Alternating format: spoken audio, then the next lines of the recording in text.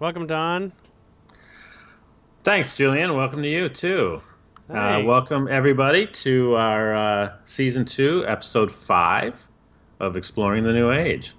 Countdown to Contact. Yep, and we have several things to talk about today. I don't know how we'll get it all in. I think they're kind of big topics, Okay, but we'll take them one bit at a time, I guess, and see how far we get. let's see how far we get. Yeah. Um, so let's talk about the Gaia portal that came out today. Yeah, there was just one that came out just recently, and I know you've been talking about wanting to maybe start doing a Julien Commentary kind of thing. Julien Yeah. commentary impression of what they're about, because quite frankly, they confuse the hell out of me most of the time. So. Um, I'm gonna do them just for you, Don. Okay, this is And okay. other Everybody else, people, you everybody else guys get get to them. share in, but this is just for me. Okay, so let's keep the noise down. Oh. um. So I think and it's good because I also want to mention that I think I'm going to try out doing Facebook Live again. Ah, And yes. so YouTube subscribers, make sure you find me on my Facebook public page. My personal page, Julian Wells, you can find it on there, and it's not a page; it's just a Facebook profile, and it's private. But it's not going to be there. It's going to be on my Facebook public page is where I'm going to post it because that is a public space. I have a lot of things in private, family, things like that I don't share. Most of the things that matter, they're all showing up on the public page anyhow. Or you could also go to my website, julianwells.com, and I should basically be reposting the video after it's recorded, if Right. I make a video there. And so I'm thinking of doing the Gaia portal. Mostly, not for Don, I'm sorry, not necessarily just for you, but I um, get to get a benefit out of it. is Gaia is one of my guides. I identify with 3 guides in particular that are very consistent, and I can talk with them nearly instantaneously, immediately. And they're very, very useful when I do that. One is the sun, one is Gaia, and one is one that's I'm identifying it as logos. It's called itself logos too, but basically it's like talking to the galaxy in a way. Okay. All right, or universe, or consciousness on a really epically macro scale. Put it that way. I'm just happy to get a wrong number every now and then. So okay, Oh that's great. yeah. So on to the Gaia portal. I'm still having trouble finding a way of sharing a screen on this tool. It just comes up blank when I'm trying to use it. So we'll just, if you want to paste it in the chat room, Don, we'll go line by line. Okay, If there we people go. are I not got. people are not familiar, the Gaia portal is a channeled message that comes out every couple days, or in this case, very It's frequently it's lately. it's been coming out more frequently. In Yeah. the past, it wasn't all the time, but Yeah. yes. So this is today's, the August 17th one, and it starts as bliss lights are followed, then abandoned. And I think this is where a lot of people start, you know, what the heck does that mean? Because when talking about abandon, you're like, abandoning bliss? Why, why would you do that? Well, you'll note that Gaia speaks to many different points at the same time, like as many layers, like it's a very onion kind of thing. And so, rather than me talk about all the layers of the onion that exist in those words, I'm just gonna get where my story applies to the way Gaia helps me interpret the message. So, other people is permission to interpret it completely differently. Totally. I'm excited because every time that Gaia has something that synchronistically matches the information that I get, it's like, great, I'm not the only one speaking this. Um, so bliss lights in particular are not necessarily inspirations, but they're moments of of finding that quiet space. In fact, if you want to know more about bliss in general, catch our recording of the show with Steve Becko from last Saturday on the YouTube channel. That was great. Yes. Yeah, we elaborated quite a bit on bliss and the state of bliss, and trying to describe the state of bliss.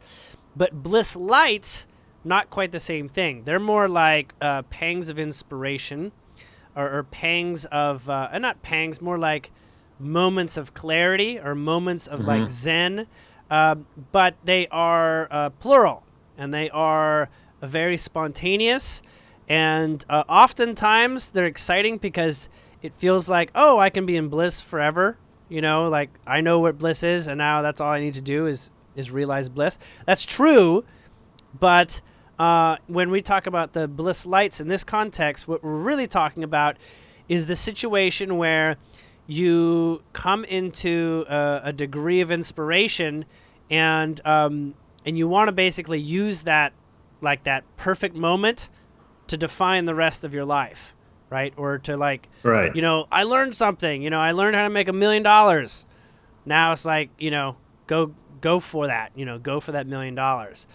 But the reason why people are like picking up on this and then abandon is because we're moving very quickly. Like we're moving through, a lot of momentum at this time, and the momentum is not on individual moments of bliss, but actually more like levels of realization that we're not even coming to the point of realizing. Like we're stepping through, like this is right, and this feels right, and this feels right. Not quite bliss exactly, but we're following these moments that we sense are moments of perfection, and so we take it piece at a time.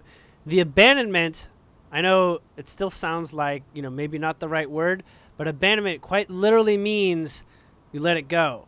Like use it for the upper, use it for the vibrational shift. You don't have to ground these as much as you would think you have to ground them. Like, I figured out how to make $1 million. Great. Bigger message is you have the capability of finding out ways of making $1 million, you see. Does that make sense?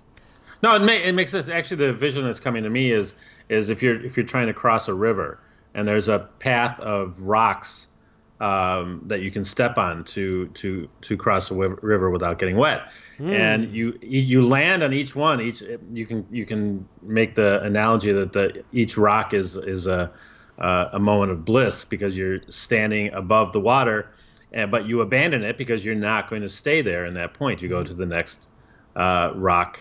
To get to the other side, to where you want to go, the other side of the river. Yes. Sometimes the other element that Gaia wants to say about it, and that's a really good analogy. That's perfect, really. And a little bit more along those lines would be many people get like this moment of clarity, and that clarity applies to like a lot of things in their life.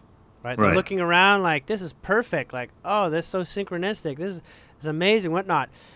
People look at that because it's so seldom in ways that people say, I got to go back to that moment and try to remember all that information. Like, remember how I saw it that way. Like, what was I talking about? What was I seeing? And people get sort of like caught up, like, I'm not always in bliss. Like, dang it.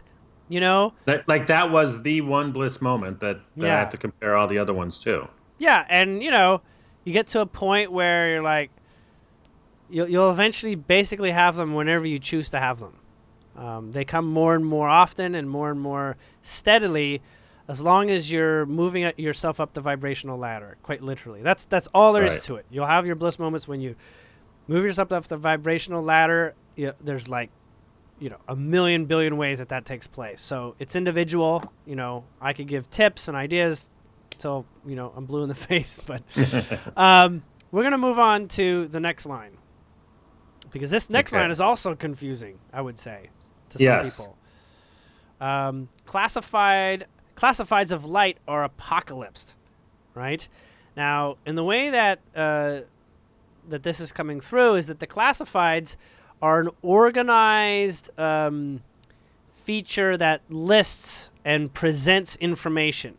So it's like a presentation of information in a fairly organized way. We could even call this the internet, okay? But, it comes from multiple, ways, and, this is like an onion. It has multiple layers to, what an organized form of light. And light is really just is like a download. Every time I talk about light, I'm really talking about a condensed amount of information that is almost universal in the way that it answers any question in that given situation. Like if light shows up in a situation, it will help you. No matter how it is, it's going to help you. So I interpret light often as downloads, that sometimes take a moment to sort of like feel the inspiration of, what this is leading and what sort of gift I'm unraveling here with the information that's coming forward. And so classifieds are like organized downloads, like we'll call it, web blogs, where people put out a web blog with information, and it's really, really powerful information, and it's useful, and it's organized in a way that you can, check it out on a daily basis, or that you can search for it if you need to search for it. Apocalypse. Many people probably take apocalypse to mean like we're getting rid of them, like we're just chucking the whole thing or something. To me, apocalypse doesn't mean that, and neither does it mean to Gaia. She does not know a destruction in the way that's not a revitalization. So apocalypse is revitalization. It is a transformation in a radical sense, like almost like growing up. That day you realize that your parents have their own faults. That's like an apocalypse for you. Like, my parents aren't perfect. Oh my God, I gotta let them be. I gotta move on. I can't rely on them for everything. I need to find my own path in some ways. So apocalypse is takes place over time, and it's not gonna happen on a day. It's not like an apocalypse is occurring. There's multiple people that are going through such shifts in the realm of sharing their information. It's all getting very upgraded right now. Okay. All right. And we'll get to that flat Earth question earlier by Gaia, Light Lover, I think it is. Yes. I had it written down. So night trains empty. This I know is also probably confusing depending on like, what is a night train? A night train is basically when you're working on the value of creativity. Okay, when you're up at night, you can be very creative. In darkness is a modality for developing creativity. So darkness, for the sake of creativity, like low vibrations in some cases, yielding completely innovative experiences that you don't normally have. They tend to happen during the nightscape of our lives. They tend to happen during the sundown periods, right? You may not identify with creativity in darkness, but we're just gonna have to lay that out. There's creativity in darkness. Okay. And there's opportunity in darkness, and of course there's creativity. Yeah. Yes. The darkness basically says, this is nothing, make something of it. Fill in the space. Bring light, bring insight, bring downloads, bring dimension into this space. So darkness is feminine and light is masculine in a way that light is like, a projection, a movement, an introduction into a space that would be otherwise nothing. And Logos knows all about that. And Logos loves to talk about, that level of polaric speaking. But night trains are basically our inspirations from these areas of creativity that happen when you've got like a vacuum. And you're like, oh, I'm going to fit my ideas into here. I'm going to, bring my inspiration into this space, and I'm going to, basically find out how I can, bring value to something that might not appear to have any value. That in and of itself is beautiful. But night trains are emptying. Why are they emptying? I'm going to ask that question, but I'm going to answer it later because it's actually the fourth line that comes through. So what you're actually looking at when you empty is you're looking at a situation where there's a shift, like a high level shift where creativity is now like, you know what, you're about to start a whole new ball game. Yeah. You're about to play in a new space that is looking for expansion. The term train means that, it's been a rhythm. There's been a rhythm of this. It's been sort of ongoing. And pretty much people are getting off approaching it that way because of the fourth item that Gaia is sharing. Well, and trains also go on a selected path, right? Right. It appears to have a very predictable direction. Yes. Exactly. And so that seems to make sense that we're looking at more possibilities and therefore more paths than what we were used to before. Right. Another way of saying is that creativity was isolated before. Yes, exactly. Okay. Now it's stepping into another place, and that is the fourth line, which is masters arise. Master is a word that doesn't often, or there's not many ways to take it lightly. Let me put it that way. No, that's for sure. And a master is not someone who's like a guru, mind you, or like, a light worker even, or someone who's super spiritual. A master is someone that can also be asleep. But a master is someone who basically takes the next level of confidence in oneself and becomes extremely potent in their lives. So a master means that there's very few things that escape their abilities to accomplish that which they want to master. And we say masters because it's much more universal. It's not like, oh, I'm a master, artist, or I'm a master engineer, or I'm a master at, live speaking or something like that. These masters are basically high confident, self-esteem individuals that are basically stepping up and saying, you know what, you can't knock me down on this area or in this way. And it's more universal in the way it's like, these people are truly a high level of comfort and having integrated what matters to them in their life and have no fear, and have basically, if there is a fear, they know exactly what to do. Like there is no buts. And it really serves, the general population to find these masters of anything. You look at a baby is a master of, learning and interpretation in their own way. You'd say, oh, a baby doesn't know what I'm talking about. How it can be a massive interpretation? Well, it's learning a language. Of course. Quickly. It's learning how to read people when people forgot how to read people. It's another way of saying that. So,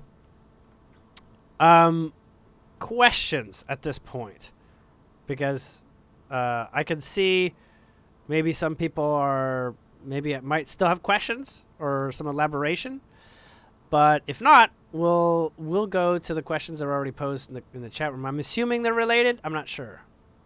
Well, there's two questions that are posted. I don't think they're related to the Gaia portal. Okay, well, then I'm only going to give so much time to them, but we'll see what we can do. Okay, if you want to get is the Earth flat? Was the first one. Yes and no. There we go. And I don't mean like sarcastically. No. I like the idea that, where you're standing, it appears flat. No, that's not what I mean. What I mean is that flat Earth exists for some people and round Earth exists for some people. And it's a long discussion. And I think I just lost Dawn. Hello, Dawn. I'm going to hang up on him and call him back.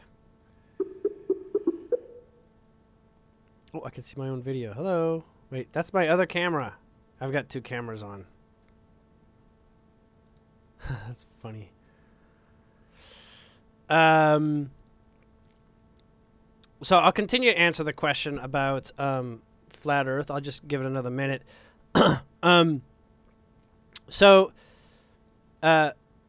What is real for you is not necessarily real for other people. That I need to be. The person whom you're trying to reach. Oh goodness. To be clear, the reality that you live is not the same as the reality that other people live. Almost verbatim, they're not the same. You get to look at the world through unique eyes, every single one of us. Which means that there is no one thing that everyone is actually looking at. What we're doing is we're interpreting vibrations. Just like you're hearing my voice through the recording, and if you're standing to my right, you'd hear it slightly different. And you're standing to my left, it'd also be slightly different. It would be a unique interpretation. Now, a voice is one thing. You're talking about the whole planet, and you'd say, well, planet's kind of a big deal. There is no bigger deal between anything and anything. That's the other thing that needs to be clarified regarding, the debate over flat Earth, is that no individual aspect of reality holds more weight over another. Where we get confused about that possibility that it holds more weight is that we put information within boxes of other information. Like, because it's the planet, now we might reevaluate how gravity works. Now we might reevaluate why the sun moves. Now we might reevaluate all sorts of things if we would go from it from that point of view. And there is no, in the larger story, there is no actual priority system. Okay? The sun can move around a flat Earth. It can be a hologram up there. It doesn't even have to be real. It can be, it can be in your imagination. Somebody else might say it's nighttime and you could say it's daytime. There is no greater truth over any other truth. What's confusing is that element that everyone seems to be sharing a perspective on what appears to be a similar aspect. We're talking about Earth. We're talking about the sun. Like, I see the sun like this. Oh, I do too. It must be true. We establish truth based on how many facts we give to it. A fact is a fact, and in a matter of fact, the more facts you have, the more real it becomes. Now, you can be convinced of all these facts. Just like if you watch a movie, you've never seen the sun before, and all the movies you watch, there's a sun in it, but you've never seen the sun. You've lived underground or something. You just take it matter of fact. But is it your experience outside of watching a movie? If it's not, it does not need to be a fact. For all you know, it's movie magic. Okay? And I do know that many people want a sense of grounding. They want a sense of certainty. They want a sense of truth amongst all the facts that take place in their lives that they've identified are facts, which are just another way of talking about a truth. Truth and fact, it's what you believe, and a belief, truth, and fact, basically the same vibration. Okay? Basically just other ways of describing it. Various ways of using it in a sentence, we might say. So when we face the idea of flat Earth, yes, it exists as a fact. Is it your fact? Is it your truth? Is it your reality? That's up to you. If you have more pieces of other facts that come together and sort of fit together and this makes sense for you, then that's what it is. Okay?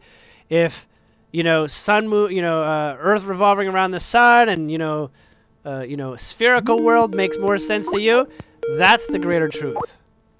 Okay? Okay. Were you catching the chat room by any chance? Or no, is it I was catching the not. video? All right, I just went into a dissertation about flat Earth. I think we're done with that one, though. Okay, I'll listen to that some other time. Okay. Well, I think it's actually something you and I have talked about already, too. We have talked about it. Yeah. We have talked about it briefly. Yeah. All right. So, was there another question? I know a Gaia light lover loves to share questions, and I Yes. appreciate bringing them forward. I know some of these are Did a heavy group of- questions. Yeah, did a group of Pleiadians negatively influence our planet? I've done some research, and blonde hair, Yes, blue eyes the was answer is- non-existent until... Yes, they did. Pleadians Okay. have been bad guys and good guys. They've been both. But they basically did not treat it as if they were affecting a future, that they were trying to maliciously take over the world or something like this. They were just living their lives and experimenting their own way, and it's up to us to interpret exactly how poorly that affected our overall experience today or not. Or maybe it was great. Maybe something negative actually is actually a positive in disguise. Well, yes. Or if you take off the labels positive and negative, it's just an experience, and then Just you an experience, choose to and you do find with it what you want. Yeah, you find your way in momentum with it. And it doesn't mean Right. that you need to like it the way that maybe somebody else would like it. Like the idea of maybe somebody robbing a bank. Like, some people are like, that's not good for me. But there's goods and bads depending on who you are. Maybe that bank, had problems and now it's, going through a reorg because of that. Maybe, Right. You had money stolen, but you're insured for a lot more than that. And they just, you can sue the company and you can get, more out of that experience. Who knows? Maybe it means, a glitch in the system takes place and, you're no longer bankrupt. I don't know. These things happen, right? Right. And they're based on your association of, are you going to elevate yourself in this experience? That is the intention that I basically recommend in all situations. Find a way to elevate. Focus on the intention to elevate. And you'll see guidance, you'll allow guidance, and you'll allow circumstances that are ready to elevate you because you're also in alignment to be elevated to take place. Perfect. So, Pleadians they're not apologetic. They'll say why in one story or another of what comes forward why they did. They believe not in excuses. They believe in the empathic direction of helping someone come to a true opportunity to have all the cards on the table to make a decision about something, whether they want it or not. And they don't even need you to join their perspective at all. But Right. if you say that you're not going to join their perspective and they put a lot of effort into it, they'll want to know, hey, why not? They'll say, maybe I'll learn more about it now. I'll get another dimension of truth that I can be invited to if your reality is even much better in their sense of discovery about it. Well, and it goes back to is the Earth flat or the Earth round? Yeah, you get to make a choice, Yep. and you can experience that in everything you got to make a choice from. It's Yeah. just when there's an expectation that everybody else in your circle or who you're looking at in your vision needs to go along with that same choice. That's where we get things mixed up. Yeah, we get tied up in the consensus argument. There is Right. no consensus. There is no real consensus. Consensus is a limited term agreement. Okay? When I say limited term agreement, everything's a limited term agreement. But really, Yes. it's up to your grounding Even in the consensus. You'll live a world where the consensus affects you quite greatly. just like that moment of bliss is a limited term agreement. Mm-hmm. And you move Fantastic. on from there. Yeah. Yes. I mean, you live a time-based reality because moment to moment they all play together, right? Yes. They play And together. quite honestly, you think about the idea of living in total bliss 100% of the time, that could get boring. It could get boring. I've actually been there. Yeah, yeah. It's I've been like, okay. all right, I want something to happen. Something happened, hmm you know? Yeah. Pleiadians land on my backyard. Something happened. Like, nope, uh, doesn't matter because in the end you're just like, doesn't matter if they do or not. I'm right here. I'm right now. Everything is beautiful just the way it is. If anything, there's discovery in the absence of context because context is so subtle at that point that it becomes alarmingly loud. Yeah. All right. Let's keep moving Excellent. on. Want to move on to speaking of our Pleiadians, do you want to move on to their story? Yes, well, it's not exactly a story, but a discussion. Well, discussion. The Okay. discussion. Well, they weren't telling you what it was No, either, so. they weren't telling me, so we're gonna find out what they were gonna share. And no, it's not. Okay. It's not more brain teasing economics. No, no. And if so, okay. So, should I get a bowl of popcorn for this, or are we just gonna move on? Bowl of popcorn, fountain soda. For their story. For their story. Yeah, there we Well, go. okay. Exactly. Okay, just give me 1 minute. Take your time. Crystal left me a note saying make sure to change the title to episode 5. We are episode 5. I don't know if it's reflecting. Yeah, episode 5. I don't know if Yeah. it's reflecting on the YouTube channel, but we are in our 5th. Okay. All right, it has a little bit to do with money. Just a little bit. Wee bit. Wee bitty. All right. there are probably most people here are aware of the idea of prosperity programs. You know, Yeah, we were talking about those with we Steve Beppo talked about them on Saturday. a little And bit. although, prosperity packages seem to involve money, um, we're going to speak with one particular Pleiadian named Devon, or Devonatra, but mostly just was shortened to Devon. And what he's showing me at the moment is that the momentum of the way that our financial awareness is going is a train that doesn't have any steam any longer. Like, nobody is able to shovel coal into the furnace, to keep it going. And when they say That train's nobody, empty too.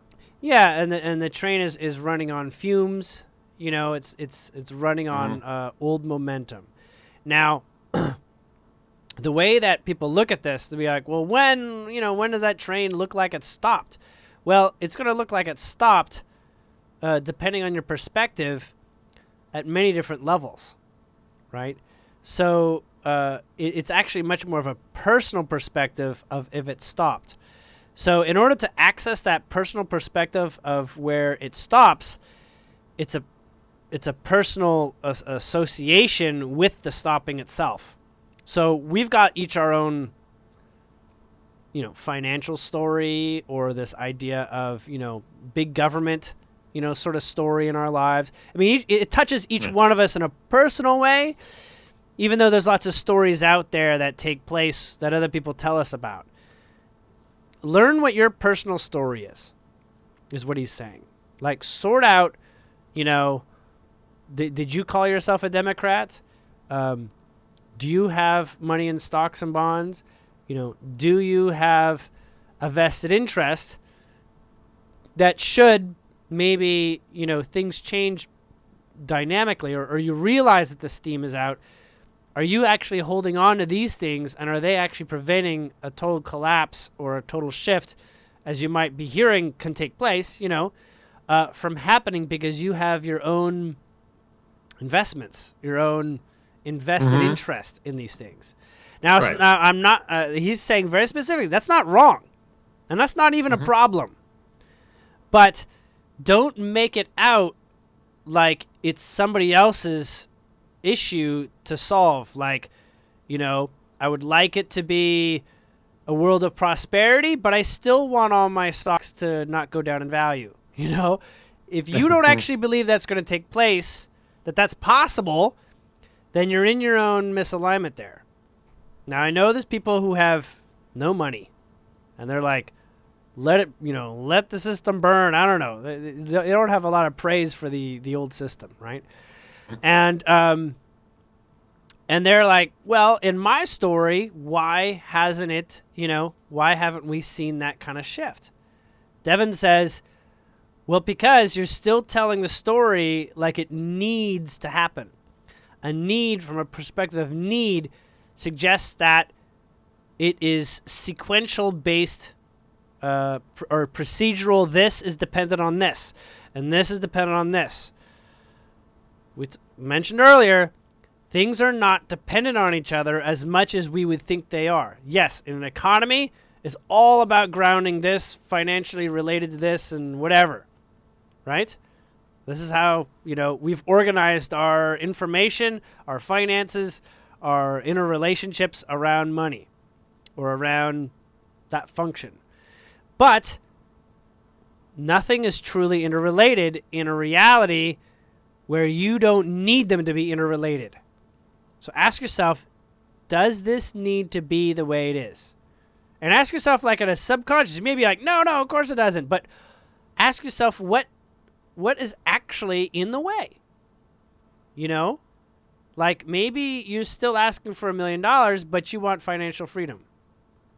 You may have a paradox in your own head about it. You may actually be looking for $1 million, but you're also looking for money to become valueless. And you end up with paradoxical intentions that lead to no progress. They cancel each other out, right? So, maybe some people are, up to their eyeballs in debt, right? And they're like, I'd love a Nasara situation, debt. What is it called? They basically liberate everyone's debts. They basically say debts are Like a jubilee, a debt jubilee. debt jubilee. You get so much knocked Right. off, or all of it knocked off. I don't know. But do you need a jubilee to be happy? Do you need a jubilee in your reality? Like, what do you need? Like, what is your actual function with even talking about debt at all? Is it that your daily life is affected by debt? Why is your daily life affected by debt? Where are the tie-ins? Where are the where is that part of your story specifically? Right, but so this seems to be going to a bigger question, which is about paradoxes in our lives, Well, right? yes, Because it's not. I mean that's that true. you're settling on one, but my guess, and Devon, you can correct me on this, but that he can identify paradoxes in his own life that he deals with, and so it's moving from I don't know, is this from a recognition of the paradox and then eliminating the paradox, or accepting It the does. paradox and knowing that there's always going to be some kind of paradox or is it not necessary to have paradoxes? So everything stands on its own, he says. Everything is unique Okay. into its own vibration. It's how we collaborate the information that develops usefulness, right? We say we Okay. invented a thing like money. It's paper right now, credit cards. We've developed usefulness, and it goes so far, right? There's a point where now Hmm. usefulness is a problem because now we're in debt because, the interest rates on our credit cards or something is now a problem. So credit cards good for a time, now not so good for a time. And you'd say, well, I could have managed it better. But if credit cards weren't the best thing that you could possibly do to get things done, like if there's a better system than credit cards and debt and still get the world turning, wouldn't you want to do that as well? And if you can believe in a world that is debtless, mind you, then you are prepared to go through the dismantling of how it came forward in the first place. Do you have to try to do that? You really don't. All you need is the intention. All you need is to be clear that what you're looking for is going to take place, and you're going to keep your eyes open to seeing that take place, which is another way of doing allowing, right? Saying that it's going to take place. And a lot of people, they say, Nasara, that's great, and they ask in the same breath, when does it happen? When asking the when is actually anti-vibrationally allowing in the same Right. way, because the only reason why they're asking when is not because, the when is so foundational, I need to make plans, I need to, get ready to go shopping, or I don't know, right? The when itself is a predeterminate. The truth of the when is actually up to you. Now, if you believe that your when is dependent on a situation changing, then your when is stuck. You can't say, I'm going shopping tomorrow, right? So Right, because that situation has to change before. interdependencies. But the truth is, Right. everything is independent. Every vibration is uniquely independent, like Legos and a Lego Hmm. set. It means nothing. It's just a piece with a certain identity. You decide how it's going to come together.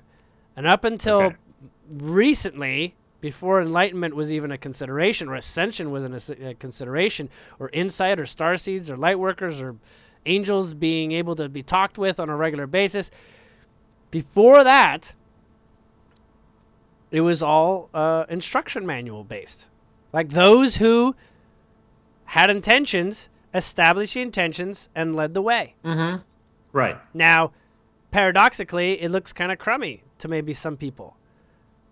In some paradoxes, it may be some people don't think it's crummy, they think it's awesome, but paradoxically, they're fighting their friends over the fact that it's awesome. The Right. person who has means having that discussion with someone who does not have means, it's, that alone is paradoxical. Who's right? Hmm. You're each right. And you're each in ownership No. of your experience, And if the other person has some frame to elevate your experience, use it for elevation. If it's too confusing, put it by the side. Let it go. Let it, let the person speak their piece. Maybe you don't listen to them completely, but you know where to go if you ever want to get into the conversation again, right? On another level, you may say, I never want to see you again. I can't stand you because of you're so left wing and I'm so right wing or something. And it doesn't matter because the vibration is, if that is something that is of value for you to resolve someplace, maybe that person was not the right configuration. You can do it in another configuration. You can do it in a situation that you're ready for as time passes and you become a new person every second or every day. New experiences can give you another way to address it. Some people look at not economy as an issue, but they look at maybe their relationships as an issue too. This is another thing Devon's pointing out. This is why it's not necessarily money-based. Money-based is just a buzzword, right? Relationships. People can say, in a specific relationship, he's like this, she's like this. We're at odds. How do we get anything done? Well, ask yourself that question. Does it need to be done? Like what you're trying to get done, does it really need to be done? And if it does, is there only one way that it happens for the moment? What you're doing right there is identifying if there is a restriction on only one way it happens, and you say that's what it is, then you're in a box. And you identify that box has a definition that only the box does. So what you've called it is what it is, and that's the truth. And that's how it's always going to be until you find flexibility in re-identifying and redescribing and finding other ways in which this box can be something else. Right? The box, giving it not necessarily a new name, but refreshing its purpose and refreshing what other purposes it has. Mind you, reality is held together by having at least 20 definitions in thought, conscious thought, of everything. Everything is wired together by 20 things. Now, of course, we end up with paradoxes because it just looks like a big web. Oh, this has got 20 meanings and it's interwoven. That's what keeps reality together, is the interwovenness. The paradoxes are implicit in every possible notion. Okay? It's not about avoiding them. It's more like asking yourself, what string do I pull that if I want to leave this paradox and I want to feel done with this paradox, which string do I pull which leads me out? And that's always the one that you prefer. You could always pull the string that make things apparently worse, can't you? You can always make it always better too. So draw yourself to the string of the thought, of the guidance that will lead you outside the paradox by the vibration that it feels like. If the vibration is in alignment, like, liberation from debt feels good, but really a finer way of describing that is just liberation. Right? Like, we forgot debt even existed. Like, once upon a time it existed, but now I just call myself liberated, to the point where what is liberated 100 years from now? Even 5 seconds from now, what does liberated feel like? Feel that. Give attention to that. What would you do with liberation? What would that feel like with liberation? Would you go on a spending jubilee? Fine. If that's what it is and that's exciting, great. If you follow down that road and you've got new paradoxes that unfold from there, fine. Look at those individually as it suits. And yes, it looks like, I'm going on journeys with my mind, right? You don't have to go that far. All you need to do is find ways of opening doors for yourself. Devon says there's really only 2 ways to handle an issue. An issue is always an I. It starts with I. Identify it.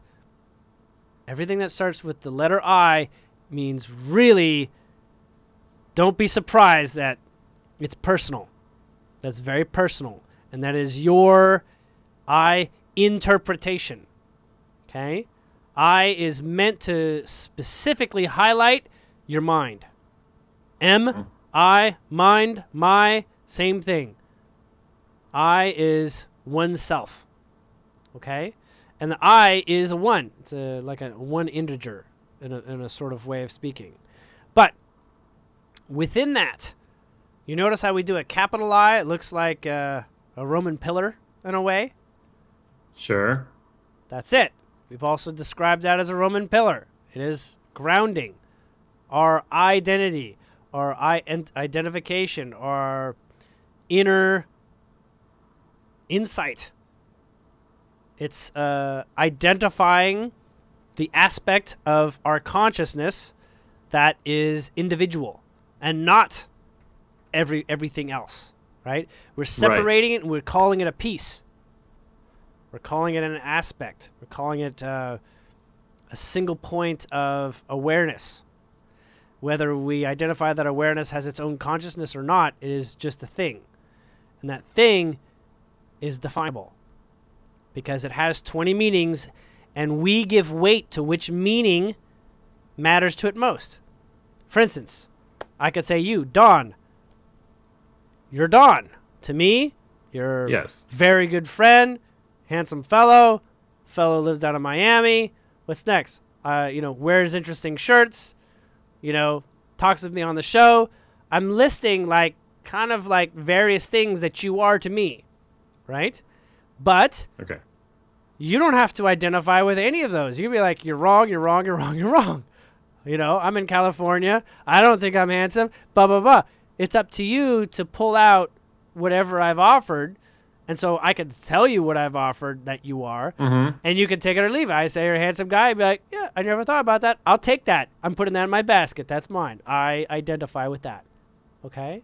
So in this way, Devon is trying to explain to us very subtly, or not subtly because he's bringing a lot of concepts forward, is to give this value to the choosing amongst the various definitions you can give something. And if you have no definitions, you got to step back. If you can't see any, a chocolate bar is just a chocolate bar. It's not a sweet. It's not brown. It's not in a wrapper. It's not, Cadbury. It's not Hershey's. It's not, it's not healthy. It's, it's not made of milk. It's not made of cocoa. If it's none of those things, all those things are avenues where you say, you know what, I like cocoa. Cocoa's actually okay. I'm not going to focus about sugar. Sugar's not okay, maybe to me. Cocoa, good. Cocoa is cool. And next thing you know, you're eating unsweetened chocolate and you feel great about yourself. Or you're taking unsweetened chocolate and you're taking organic sugar and you're making your own chocolate. Now, this doesn't suppose, from what he's saying, this doesn't suppose that you need to act on your insights or your focuses, but take note that everything in the way of having many ways to observe it is implicit. There's a minimum of 20 different things about anything. Minimum that you can name, that you can write down. This is part of your journey, is to play with the lines of what's there and begin to surface other things and values of importance. Now, it's an intention. Just because you say chocolate now is great because of the cocoa, maybe maybe cocoa harvesters are, have terrible working conditions, and you got issues with that, right? Sounds like cocoa. I wish I didn't have to do cocoa. Terrible working conditions, whatever, suffering, blah, blah, blah. Cocoa's not it for you, okay? Cocoa's not why you feel drawn to eat chocolate and still eat chocolate. Maybe it's how it affects, your body. Like it gives you these highs, It gives, I don't know what it is. It's like I've heard people talk about it, or it's been indicated that it has these things like like dopamine or something. Right. It develops certain chemicals in the brain that make you feel better about things. It loosens you up, like a real cheap drug of sorts, right? And toxicity, if it's full of all sorts of compounds, may be your antithesis to having a good piece of chocolate. Like, it's full of all sorts of things. So finding that path, you end up maybe seeing that the best path within your chocolate is to make your own, or maybe eat it from a particular manufacturer. Who knows? It does not. In this situation, it's always contextual for each person. When we look at it saying, you know what, I'm going to tell the world to only eat organic chocolate. That's not. If that's your truth, you'll do great. If that's not your truth, It'll feel like an upward battle at some point. It'll feel like, you know what? I'm trying hard to do something that is not my joy. Okay, but if you start eating only organic chocolate, Mm-hmm. and then you decide that you're going to tell the world to only eat organic chocolate, Mm-hmm. doesn't that then put you where you're untangling yourself from a paradox? Aren't you then inserting yourself into the possibility of creating paradoxes for everybody else? You may, if you can't figure out a way to tell everybody how great it is and they don't listen to you. See, But do you need each that the point is then doesn't the act of you deciding to tell them change the picture enough that you can't avoid not playing in that sandbox of messing it up? that's dependent on how much focus. For instance, the interrelationship with saying me and chocolate and others and chocolate is different than just you enjoying chocolate. You know, you in your room all alone eating chocolate all day. Nobody needs to know you're a chocolate fanatic, whatever. But sharing that and say, you know what? Chocolate is the cure-all. Cures cancer. I don't know. Whatever it is, you can have, it can be true if you find sort of like a way of how that's networked and pulled together. And when you have someone you want to share that with, or everybody you want to know this as a fundamental truth, you're getting into other people's paradoxes. Okay? You can solve your own problems a lot better than you can solve anyone else's. The dilemma with this is that most people don't identify with themselves. They define themselves by what other people have given them about themselves, what other people have said, Yes. because that's more repeated than talking to yourself. Mm-hmm. Or speaking, maybe praise about yourself, or, looking for the thoughts about yourself that are fundamentally more valuable for you to focus on in the raising vibration. See, the thing is, you can choose higher vibration in every situation, and some people might call you an optimist, right? And an optimist, to someone who's not an optimist, can be very uncomfortable. You could be going too far with optimism from another person's perspective. And if you have a healthy empathy, which is another way of saying you're willing to listen to other people just enough, right? Rather than letting them, steamroll you with their ideas and thoughts and feelings. If you have that sort of healthy empathy, you might want to give them time to consider the seeds of thought you've planted in them, or you may feel even comfortable to help nourish the seeds of the thoughts that you have to share with them, as it suits in a given single situation. And so becoming the independent chooser, quite literally from Devon's point of view, is all your journey really is becoming the independent chooser. And the chooser is not like yes and no. It's like, this is where I want to go. It's all intentional. It's all like, I want to see that chocolate is good for me. I want to see this be healthy for everybody on the planet too, as it suits. Okay. Well, that Tweety Pie's got some questions here, Okay. and I think maybe this is because everybody's leaving now to go get chocolate, so I don't want to lose the audience. But okay, so her first question is: so how can the great changes happen when the collective consciousness evidently rules here? It doesn't. It doesn't. You agreed on the collective consciousness. And you're also associating your decisions inadvertently and unconsciously based on the collective. Now, that's not an accusation. That is just normalcy for us. That is what we identify as just normal. Like, I agree this is a great shirt. I think it looks nice. It may be outdated. I don't care. For me, it's not outdated. Right? If you were to talk to a Pleiadian about it, would they care? No, they wouldn't. They'd be like, we wear uniforms. We all wear the same thing half the time. It's just functional. We don't get excited about individual designs because no one has the creativity to try things out on clothes. Do they try to do things out? Yeah. They do these things. It's like paintball party, and they just splat paint. That's their level of creativity. That's how far it goes. They're like, humans? Holy cow, we want to wear their clothes. It's fantastic. It doesn't matter what it is. It's different than what we have. It's creative. It's abundant. Right. It's discovery. They don't even care what it means. They could be wearing like a hooker outfit and they'll be happy with it. Okay? They will not have that association that only hookers wear this, or that it's revealing and things like this. So take note that there is no greater definition of anything, and the interrelational aspects of everything is constantly paradoxical. And so we listen to the consensus offer suggestions for agreeable ways in order to merge two concepts together, put this and this together. This just works. Like we invented bread. But how many different breads are out there? There's a lot. There's no one way to do it. Cheese. It's nice. How many different cheeses? Ask the French. They have the answer.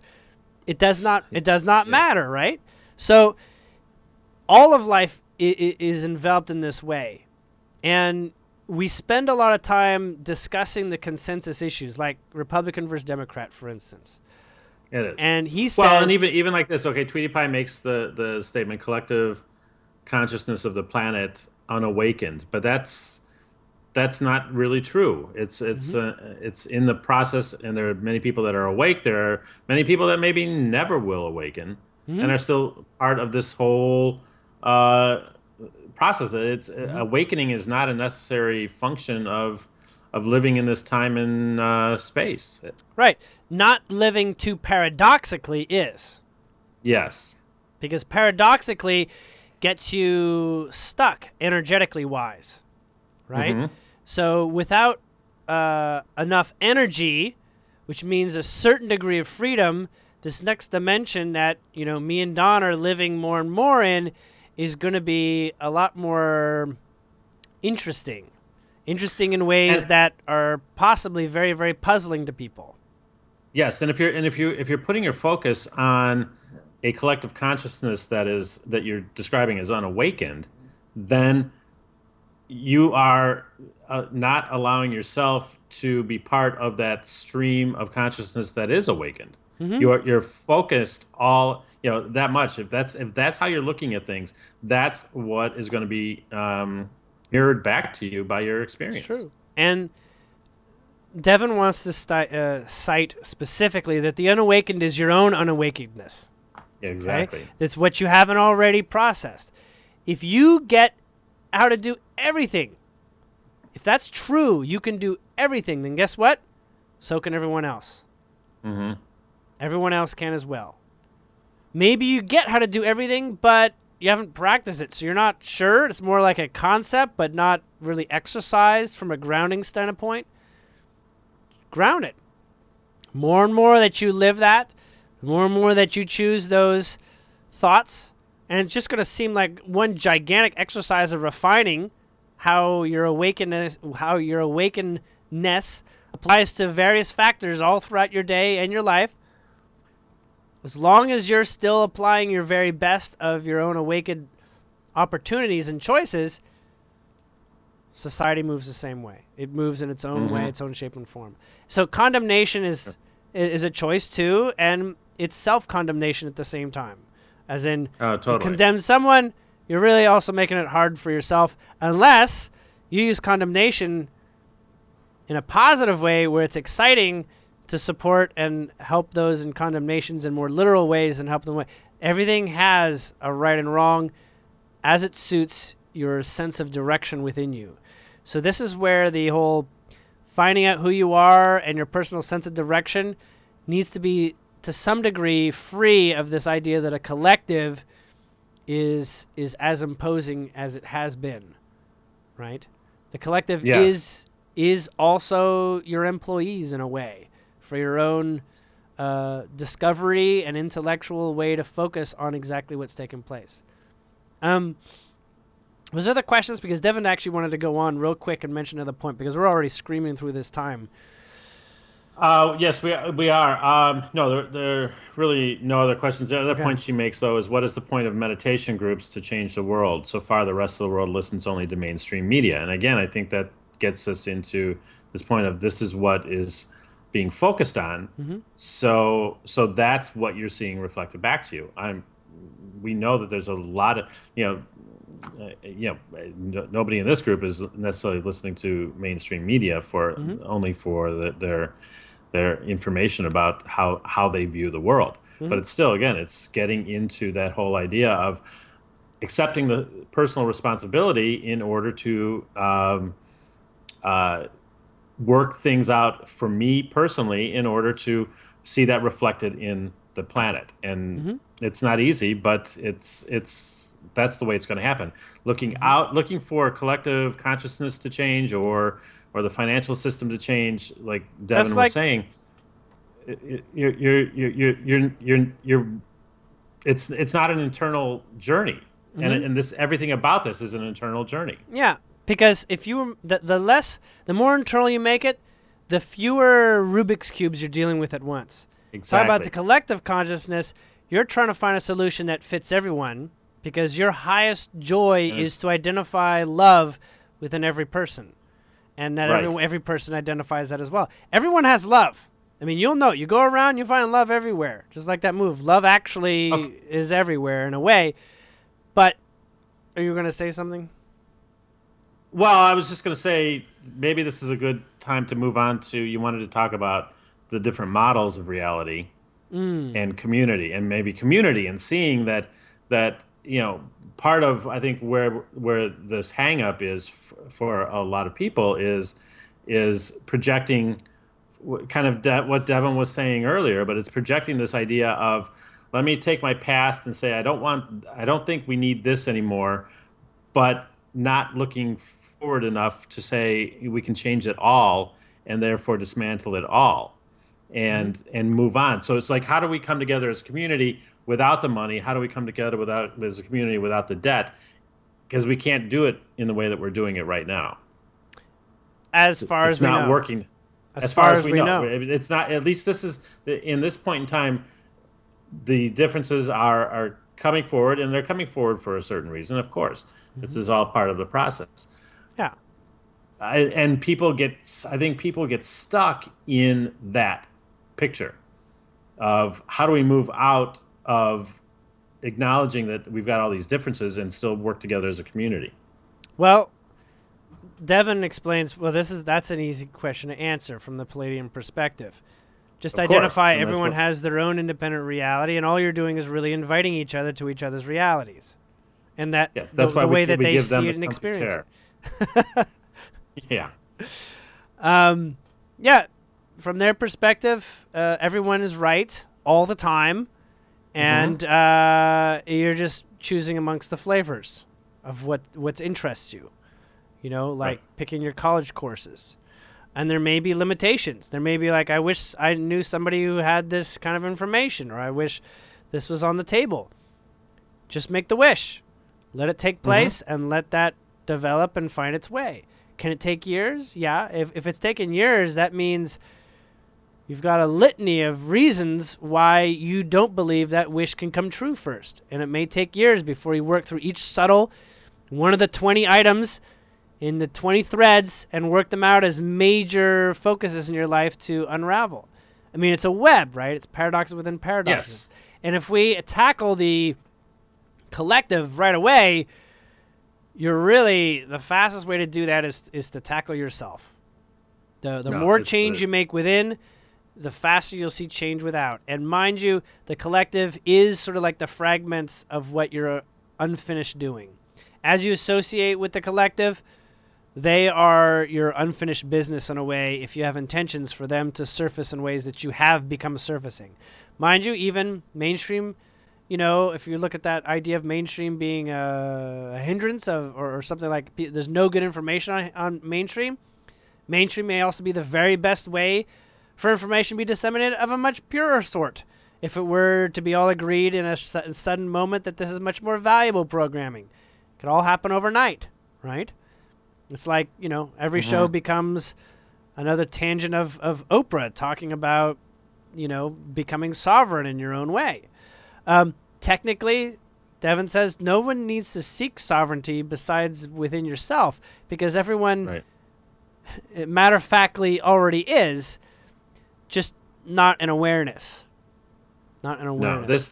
it's like, we've been living in this existence, living in a fog, and we're not clear on what we're seeing, and so we have desires, we have things that we want, that we feel that we're missing. But we're moving through this time now where this fog is lifting, this fog is clearing, and all of a sudden we realize we were in the middle of everything we wanted all along. It's like in the information age, who goes without Yes. knowledge? Mm-hmm. Not the only people who are not finding what they think they should be finding. Exactly. All right, Devon wants to make a real quick closing statement. He says, question everything and then decide the answer. Thank you. Thank you, Devon.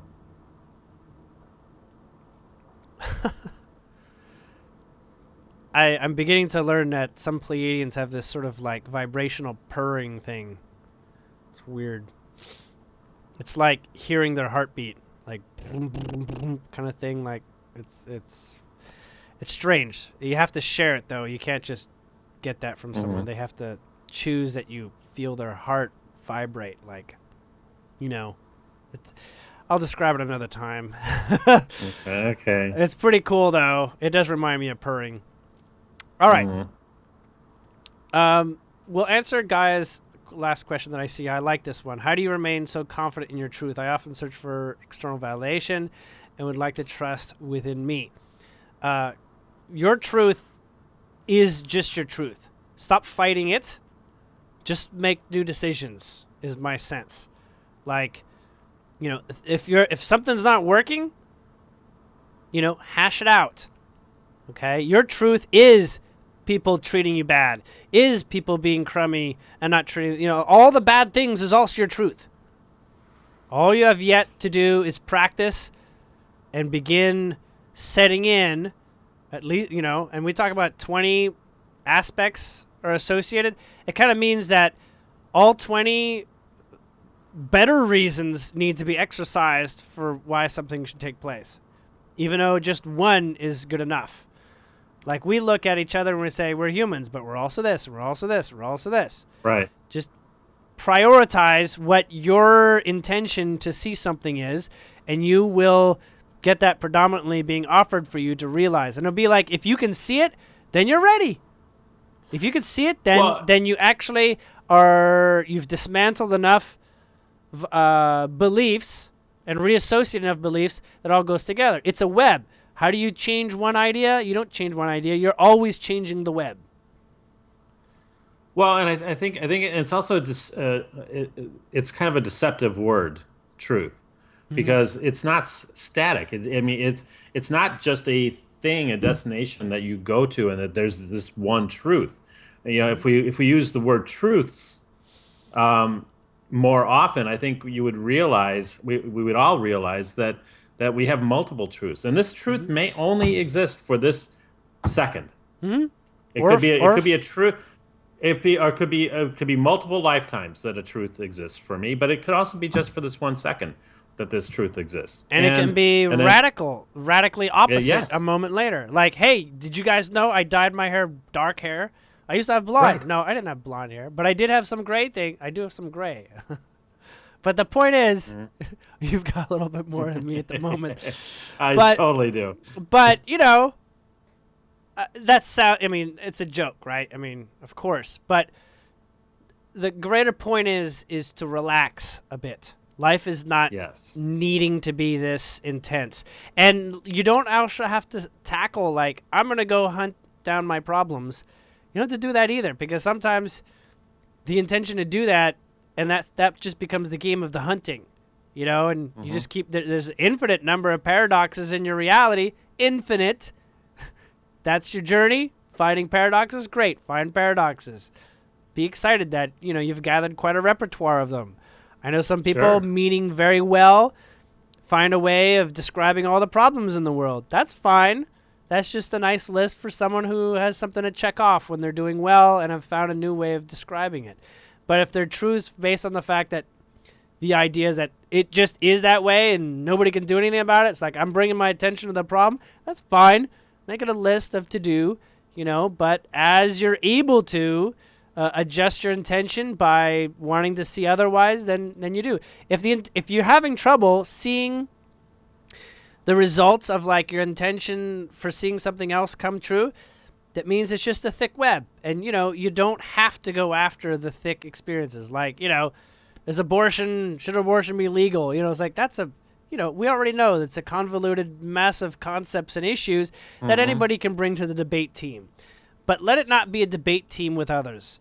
Only time really I think Devon meant to describe the idea of working with others is in the reflection of yourself. Like identify, why might have I given this power to someone to believe in the opposite of what I think is right at the moment? And you realize I gave that power because nothing is 100%, because 100% is associative of an unbudgeable truth. We're moving to an unbudgeable world. That's what fifth dimensional life is. Fourth dimensional even is a much more flexible environment in which to work. Anyhow, I think I might have missed the question, but is Devon a lion Pleiadian? He has more. Yeah, he has a little bit more Lyran in him. He does associate with that. Pleadians, in this case, are derivatives of the Lyran race. Lyrans are more ancient than these Pleiadians. So yeah, that would put things together. But he looks human in all cases, all sense and cases. They just have this sort of like expression that sometimes occurs. It's an expression. Okay. Kimberly, there are no updates to the questionnaire, but I'm pretty sure we're going to get an update next week because something I think is coming up between now and next week. I don't know what it is, but there's definitely something that's coming up to swap out one of them. And thank you for Crystal for pointing that out. The updates will not necessarily wait till the show. They'll be up there. We'll just review it on the show if it comes sooner. I don't want to leave that out. So, if you if you subscribe to my website newsletter, you'll get that. You'll see that change effect right away. All right. On to, we don't have much time, so maybe we'll just open this up for getting into what we'll talk about next week. Okay. If next week, truthfully, this is the best conversation to have. So that could change. Or if we need to, we can always do a special show or something. Sure. So the other topic was on basically community and finding, your people. There's a lot of people. I'm noticing a lot of individuals that want to find these people that they feel that they can be very effective with in communication, in balance, and and maybe run projects together, or try to pull something out, try to bring something grounded into existence,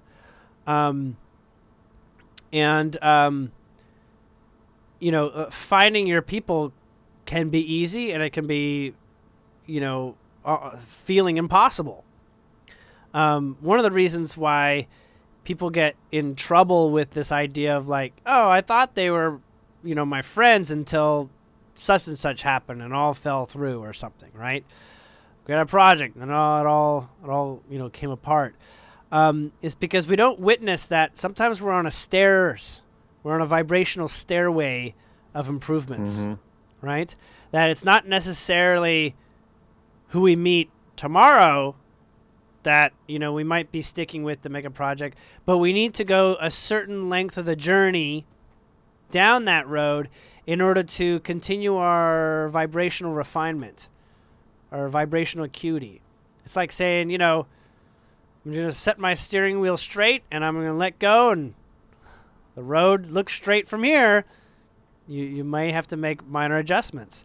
And sometimes we make these adjustments in the conversation, and we have discussions and arguments, or whatever. We hash things out, or we don't. In this way, people are considered one of the highest resources, more valuable than gold.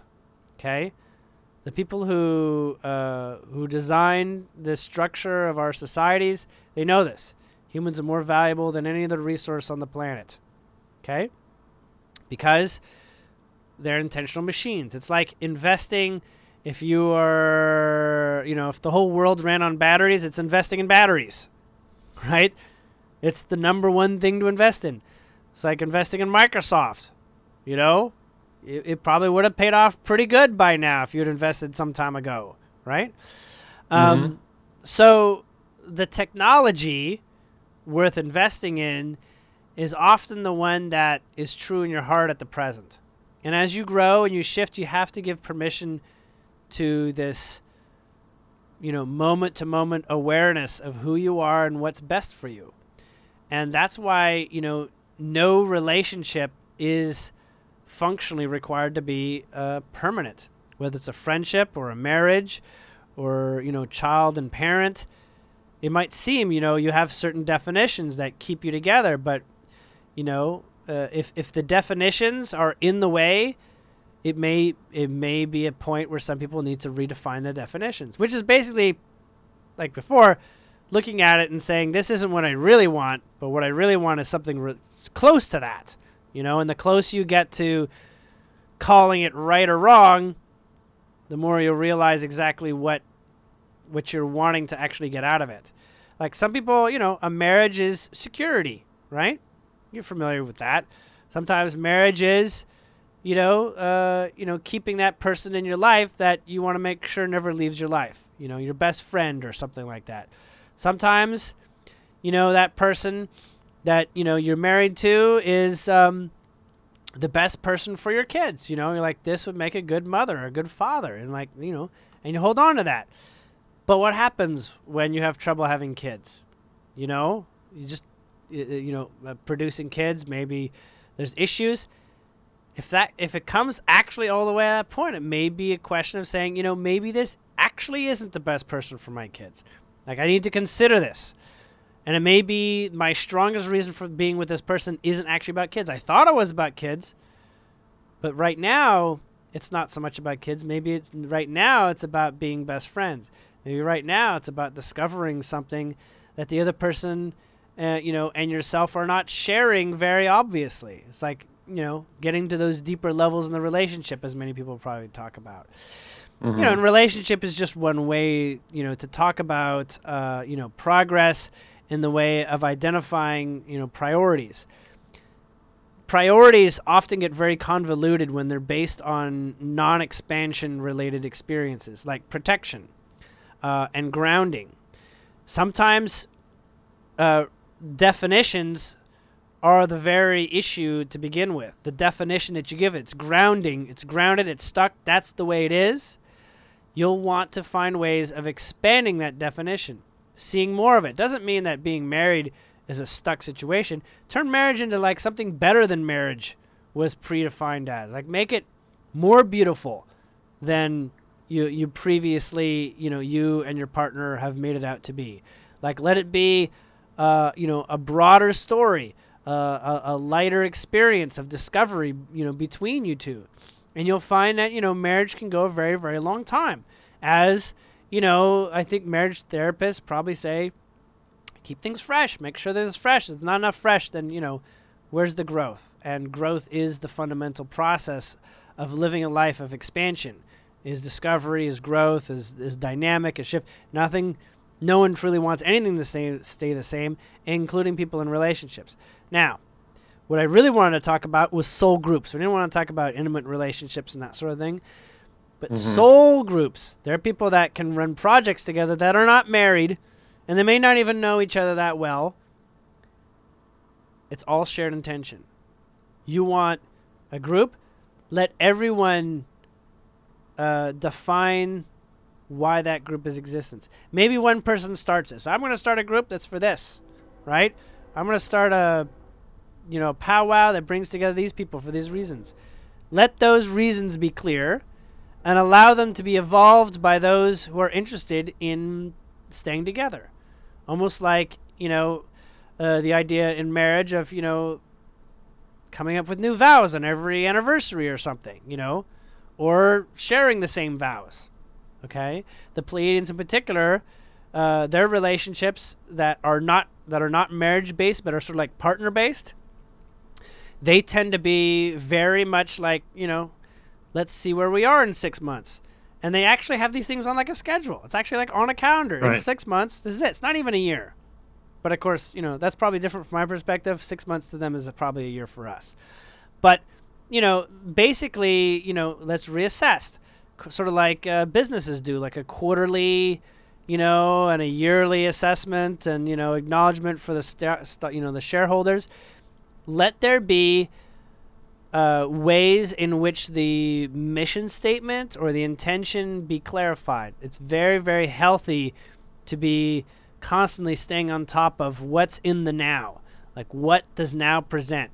Like, what is the best, wording that we can share with each other? When looking for people, it's very easy. It's the easiest thing ever. Make your mission statement as to why you want to work with other people. State that and let it come to you. Let it literally invite itself into your life because you've opened the door to these possibilities. Okay? And when anybody shows up, if this is your clearest intention, note they'll probably fill in the gap. Like, oh, you're a strange fellow, but let me see. Do you actually fit this definition? You might find that they fit that definition in spades. Okay? So, this sort of gets into the idea that life is magical, right? Because it's like, oh, really? Julien just says, make a mission statement and people will show up. Yes, I'm going to say that that's it. And whatever you need to work out, like wherever that mission statement is not your highest truth, like is not as exciting, it's going to step back. It's going to take its time, right? But if it's like laser pointed, I love this at every possible, shoot for the stars. And let the stars reveal themselves to you. Like, make a wish and believe in that wish and allow that wish and look for how that wish is coming true. Step by step, day by day, moment by moment. And many, many people will be surprised by just having that intention how quickly it comes, because they realize, their whole life has been a theme of, trying to figure that out. And then when they finally word it, it's kind of like, good, we knew it. We want to just make sure that you knew how to vocalize it. And angels, guides, higher self, they just landed in your lap, right away. So definitely identify what moves you in exciting ways. If it's for protection, then you're going to want to ground. And this is not an era of protection and grounding so much as grounding things that haven't been before. If you want to ground, don't ground in the past right now. It's going to be real tough to do that. Grounding in old vibrations. Grounding in anything new is highly supported. So creativity is very, very valuable. It's gonna go a long way right now, and and basically revitalize those intentions, revitalize who you want to meet, and you'll meet these people, and they'll be your perfect people. There's lots and lots of different ways to do that, from Facebook groups to, classified ads. It doesn't matter, Yeah, you can just play with it too. If you're going to eat lunch by yourself, put out the intention to meet somebody to eat lunch with, to be able to talk about something, whatever, and play with it. It doesn't have to be a earth-changing or galaxy-changing project in order to start. Oftentimes, your mind prevents you from believing in a galaxy-changing situation. So necessarily, you have to go through the baby steps. Like maybe you go to a coffee shop and you're like, I don't know if these people are here. I can't tell just by looking at people. Maybe it means you got to go sit down next to someone. It's like that bar experience. You have no inhibitions. But, you don't need to have no inhibitions based on alcohol. Just trust yourself. Like trust, what you're about and who you are and what you ask for in life and what you're seeking. Getting back to your truth. That's getting back to your truth. Your I'm truth going to is use the S. your most Yes. valuable asset. And Yes. unfortunately, it's very unique. And then, but as the more you start playing with it, the more you discover different aspects of it, the more you allow the synchronicities to happen Hmm. and recognize them and Yeah. that sort of thing, then the more it can work magic in your life. Yeah. And Mhm. there's people who, like Tweety Pie, that happens. They can tell you the story of their life. I can tell you the story of Right. mine. I was thinking of doing at some point, like autobiography. Like, a lot of weird things has Sure. happened to me that I look around and they're very uncommon. Like, not uncommon, exceptionally strange things that are amazing and wonderful. But, you Right. know, am I asking someone to walk the same journey as me? Absolutely not. Maybe just one little piece they like it, that I've seen fairies Hmm. and, I married a fairy. It's awesome. It just comes through. Just, how did that happen? Because Crystal's background and past lives is as a fairy queen. You're just like, what? How is that possible? Like, she's got that. It's alive in her DNA right now. And you're like, Hmm. Julien, you're kidding me, right? I'm like, nah, I'm not kidding. I can see this. It has every answer within it. I've got, what is that? That old thing they used to say, 5 points of separation or something like that. Yes. 6 degrees of Six separation. degrees of separation to Kevin, Right. Kevin Bacon or something. Yes. For her, it's like two. No matter what you Hmm. bring up of what she likes to do, it's like two at most, separated from. Oh, that's what fairy queens do. You Hmm. know, which are just basically large mass fairies. So, we're gonna wrap it up. I know we've had a wonderful time today. I love Yes, the we chat room. have. The chat room has been awesome. Thank you Thanks for for the joining us. questions. Thank you. Yeah, I mean, great questions, y'all. And I am starting a show. I don't know when I'm going to start it. A new show. It's not really a new show. It's more like, well, I guess it's a show. That's going to be Facebook based. And I'm going to do a live stream on Facebook. I don't know if I'm starting next Monday or the Monday after, but I want to start Mondays and I want to have it on a schedule, generally speaking. Um, I may not go on a schedule. I don't know quite yet. But what I want to do is basically take people's Schedules are not your strong point, though. schedules are not my strong point.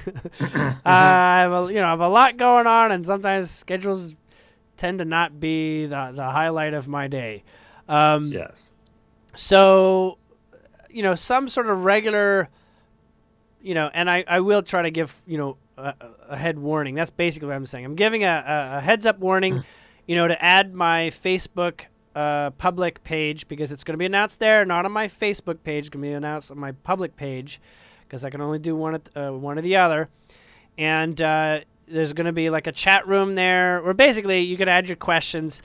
And I'm going to try to work in a way where I can call people, or maybe it's private text and stuff like that, where I get someone's number, I call them up, and we do sort of like mini sessions. It's going to be kind of like a radio show. Is kind of what I'm trying to say here, where I take in people's questions, personal. I'm looking for very personal questions, because they often relate to what other people are going through.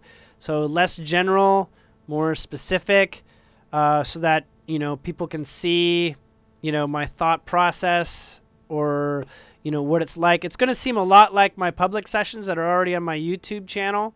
That's kind of what I'm shooting for. Because in the same announcement, I am actually doing away with the public session rate. I'm going to give it another week or two.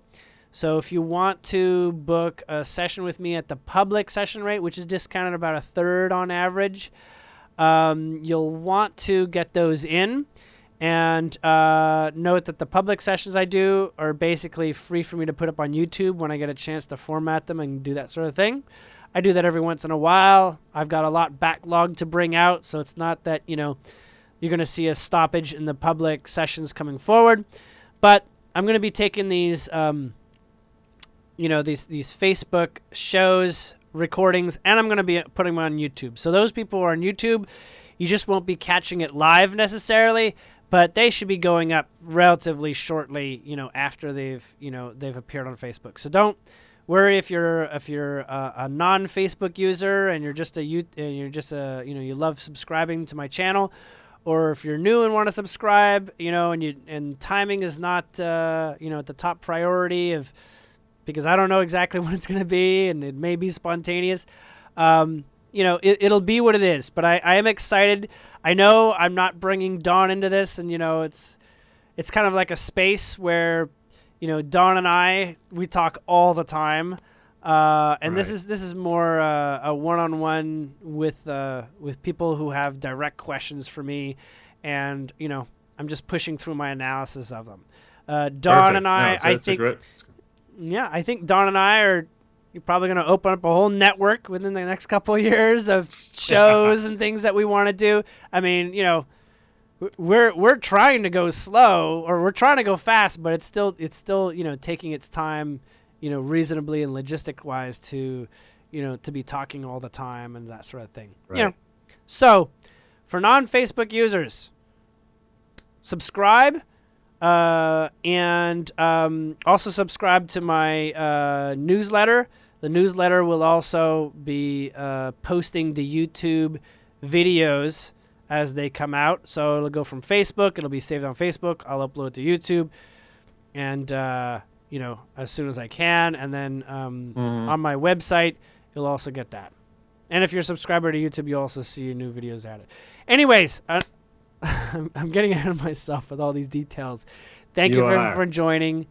Thank you, Don, for being with me today. And Thanks, Julien. Great show. I appreciate it.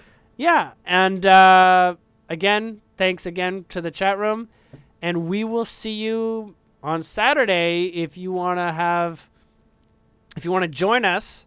We're going to be interviewing a good friend, Andrew, that I've just made, and Andrew Martin. Andrew Martin, and I'm so excited to share, everything that he's into. I mean, he's into everything I'm into, so it's.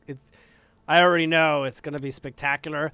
He has another way of sharing his information. It's beautiful, really, really beautiful, and I think you all will find it to be just as amazing as I do. And